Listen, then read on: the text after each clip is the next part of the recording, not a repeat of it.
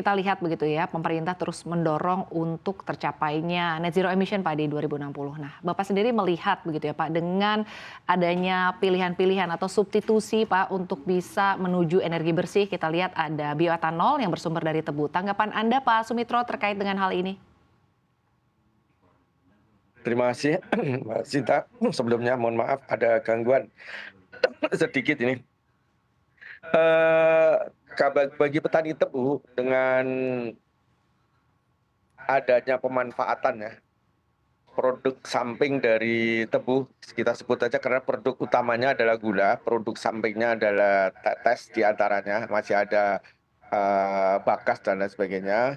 Dengan memanfaatkan molasis sebagai bahan baku atau menjadi BBM ini sebetulnya sangat mengundang minat petani untuk lebih serius menanam tebu karena ini akan menjadi penghasilan tambahan lagi. Syukur-syukur kalau sebetulnya kalau kita hitung tadi disampaikan, kita baru bisa memproduksi 40.000 kiloliter bioetanol ya untuk energi BBM. Ini prosentase masih sangat kecil dari kebutuhan BBM total di seluruh Indonesia. Oleh sebab itu, mestinya kita harus serius mengerjakan ini agar kita betul-betul bisa mencapai green energy pada satu tahun tertentu yang sudah ditetapkan oleh pemerintah dengan tidak hanya menggunakan produk samping dari tebu ini. Jadi ini kan kita molasis ini kan produk samping aja. Kita harus serius bahwa tebu ini bisa digunakan. Memang betul kalau kita menggunakan molasis untuk BBM tidak akan mengganggu produksi gula kita karena yang digunakan adalah produk samping. Namun juga akan mengganggu yang biasa menggunakan molasis. Hari ini misalnya kita molasis ini dipergunakan untuk MSG, jadi untuk bumbu masak dan lain sebagainya, ini mesti akan sangat terganggu. Dan kalau itu terjadi dalam tanda petik ini rebutan molasis sebagai bahan baku, ini meningkatkan daya saing untuk harga dan ini akan menguntungkan petani. Nah, kita ingin sebetulnya pemerintah ini lebih serius lagi untuk menggarap agar kebutuhan ini bisa terpenuhi, bisa juga kita menggunakan molasisnya, atau bisa menggunakan juga langsung tebunya manakala untuk kebutuhan gula kita ini sudah terpenuhi. Nah, untuk memenuhi ke sana, maka kita harus serius menanam tebu ini, atau kalau kita boleh bicara, menseriusi berapa sih sebetulnya kebutuhan lahan kita dan berapa sekarang sebetulnya lahan yang sudah ditanamin tebu. Benarkah sekarang ini kita sudah memiliki 500.000 hektar tanaman tebu? Kalau itu benar, kebutuhan kita berapa untuk mencapai ke sana? Karena tanah di Indonesia ini ibaratnya ini surga bagi tanaman ini. Surga bagi tanaman tidak hanya di Jawa saja, di Sumatera barangkali juga di Papua seperti disebutkan. Tetapi kita harus betul-betul menseriusi agar kita bisa benar-benar menyediakan ketersediaan pengganti dari BBM fosil menjadi BBM yang baru dan terbarukan ini akan bisa kita capai. Nah, oleh sebab itu kita tidak cukup hanya kita bicara dengan angka, kita bicara dengan nantinya, tetapi kita bicara mulai sekarang ini apa yang sekarang kita ada dan apa yang harusnya kita support agar ini bisa tercapai. Supporting misalnya kita bicara saja ya. Sebelum kita membicarakan tentang bioetanol, kita bicara tentang gula aja.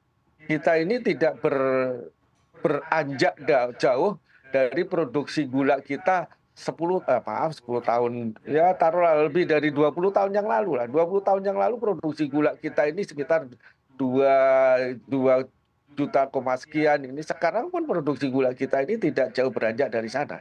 Ini karena apa? Kita menurut kami sebagai petani, kita tidak serius. Kita tidak serius mendorong. Jadi mendorong agar petani ini atau tanaman tebu ini menjadi tanaman yang menarik. Karena di situ akan menghasilkan pendapatan yang bisa betul-betul untuk menjadi tulang punggung pendapatan bagi petani. Nah, kalau ini nanti betul ini ada pemanfaatan untuk bioetanol, kita jangan bicara dari molasisnya kalau bisa. Kalau bisa ya dari tebunya ini langsung jadi etanol. Karena kalau bicara dari molasisnya kita akan bicara juga tentang berapa sih luasan ini, seluruh total ini berapa, dan ini dipengaruhi dari pendapatan petani saat ini selama menjadi petani tebu yang produknya dipakai sebagai gula, diproduksi menjadi gula. Sudahkah ini menjadi daya tarik? Karena seperti saya sebutkan tadi, selama 20 tahun ini pendapatan produksi gula kita tidak bisa melompat lah. Kita hanya ibaratnya kayak siput lah, naik ditambahkan. Kalau kita boleh lihat dari grafiknya, di tahun 2006 2007 ini produksi kita ini pernah mencapai 2,6 sampai 2,7 juta ton. Habis itu kita turun lagi. Nah, ini sebabnya apa, harus kita cari supaya tebu itu menjadi menarik. Kalau menarik maka produk gulanya terpenuhi dan produk sampingannya ini bisa lebih gede lagi. Kalau tanaman kita taruhlah bisa mencapai, misalnya kita bicara aja sampai 2 juta, 3 juta hektar.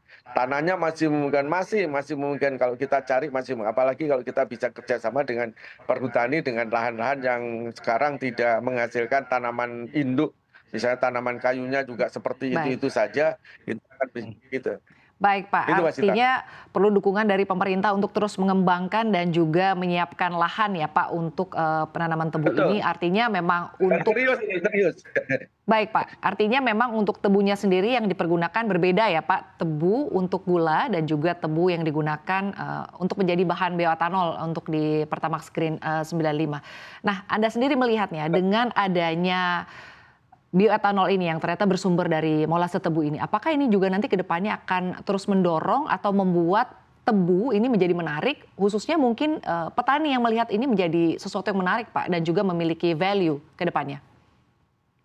Jelas ini, tapi saya ingin koreksi dulu, tebunya sebenarnya tidak beda ya. Nah, ada di tebu ini, sampai sekarang saya belum mendengar kalau tebu yang dibuat etanol sama dibuat gula beda, enggak. Tebu yang dibuat itu sebetulnya sama ya. Hanya pada saat kita menggunakan, saat sekarang kita memproduksi etanol kita ini, kita produksi dari produk sampingan dari tebu yang dibuat untuk gula. Jadi menurut pemahaman saya sampai sekarang ini tebunya ini sama, mungkin yang beda itu kandungan-kandungan unsur-unsurnya itu. Tetapi kita nanam tebu ini hajatan utamanya adalah nanam tebu untuk gula.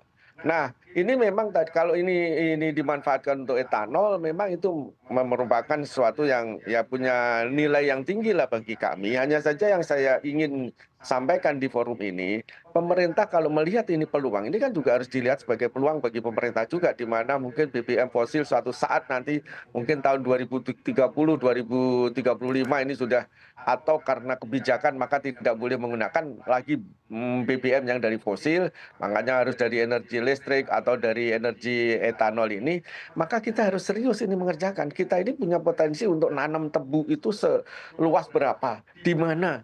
Nah, selama kita menggunakan itu produk sampingnya, berarti kita kan harus bangun pabrik gula juga.